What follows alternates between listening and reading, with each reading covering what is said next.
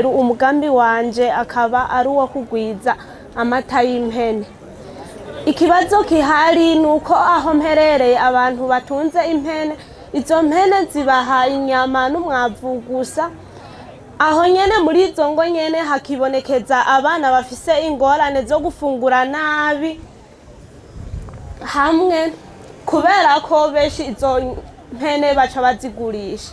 Nipfuza ko umugambi wanje woza ugwiza inyama, woza ugwiza impene nyinshi za kijambere kugira ngo ndonke umwimbu ushimishije w'amata, kugira ngo hongere hagabanuke n'izo ngwara zituruka ku gufungura nabi, habe n'iyongerekerana ry'umwavu w'ifumbire.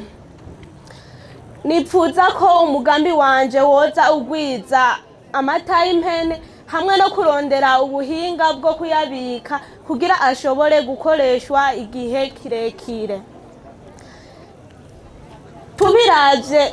Turavye ikena ry'amata n'igwirirana ry'ingwara rifatiye ku gufungura nabi, nipfuza ko umugambi wanje woza ugwiza amata y'impene kugira ngo shobore kuronka n'uburyo bwo kuyabika kugira ashobore gukoreshwa igihe kirekire. Murakoze.